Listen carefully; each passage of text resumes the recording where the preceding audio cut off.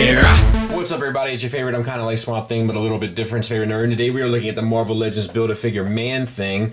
People like to see the figure put together so they can know how to judge the difficulty. Sometimes those joints can be a little iffy, especially in the thighs and shoulders, so we're going to do that. We'll start with the head, so to speak. As you can see, it's a double ball peg inside there and then out. There's also, I should show you this right now, there is this soft plastic casing around the chest. Like this part is all sculpted plastic down here at the bottom, and then this is like this casing around it with this heavy wash on it, and it does end up looking really good, and it's probably a cost-effective way of doing it. So I think all in all, it was a smart idea. We'll talk about it more in a minute, obviously, but let's get the head on, so to speak. Yep. Let's do the feet.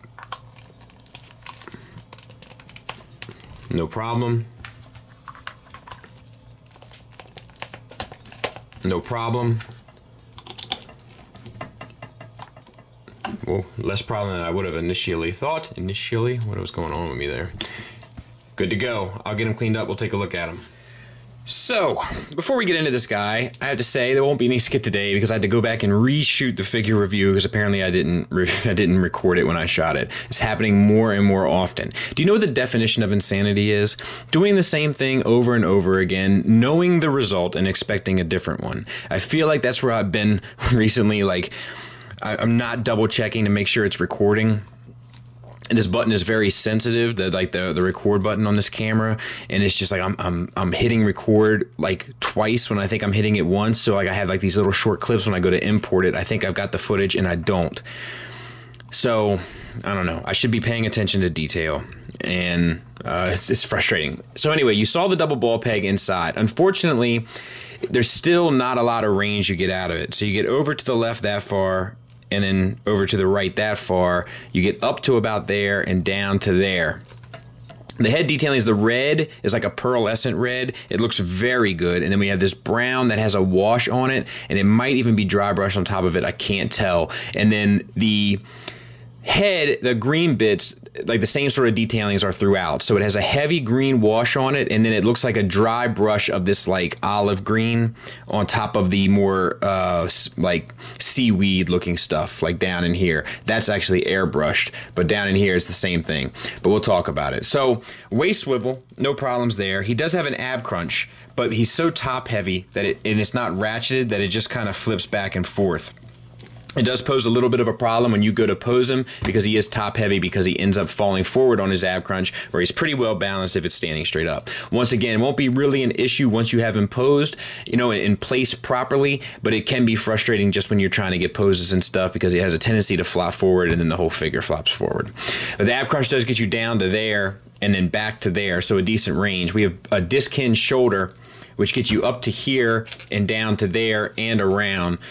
Bicep swivel, single hinged elbow. You know I'm okay with stuff like that on a larger figure. It seems like it makes more sense. Wrist is on a swivel and then hinge in out. Detailings wise for both the chest, the abdomen, and the arm are the same.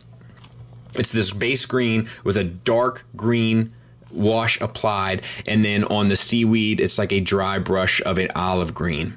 And it's the same on the hand. The hinge is in and out on both hands.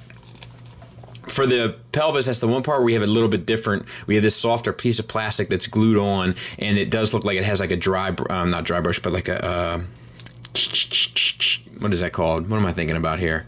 Airbrush blast applied to it. All right, so for the hips, T-jointed ball joints get you out to there, so a great range for his bulk, and forward to there, so no complaints. Thigh swivel where the joint connects, obviously, and the detailings are the same on the legs. We have a double jointed knee with a great range, and then we have this heavy green wash applied to the green once again, and then the dry brushing of the olive green on top of the seaweed. We have ankle tilt. They even left a gap to get a tilt up, so that was nice, and then all the way down, and then a rocker. This does get in the way of the rocker, but it's not a deal breaker, and I haven't found a pose where that has been an issue in terms of me getting what I need to get out of it. And of course, the brown is applied to both the fingernails and the toenails, making for a pretty cohesive and kind of, you know, menacing and like intimidating looking sculpt. It's a pretty well done Build-A-Figure.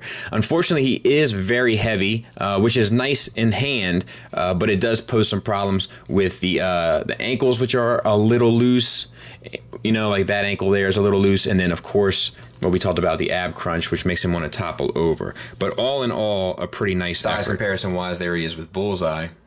Final thoughts wise, I think he's great. Couple problems, one of which is there's not enough tension in the torso where the ab crunch is, where he constantly wants to fall over in terms of the upper torso, but then the upper torso is so heavy that it makes the whole figure want to fall over. Outside of that, I don't have many complaints. I love the textures, I love the washes, I love the dry brushing, air brushing, I love all the sculpt work, I mean, it looks really good. I think they did a great job. I do recommend it if you're a fan of the character getting the whole wave, because he is a really cool looking Build-A-Figure, and he is massive in terms of his kind of presence. So, you know, aside from that ab crunch bit, and of course, you know, I'd like a little bit more articulation, especially in the head, but it's just hard with a character that's this bulky, and I think it still pulls off a fair number of dynamic poses that I intend on showing here at the end of the video. So yeah, strong recommend from me. Thanks for listening. Thanks for watching. Until next time, take care.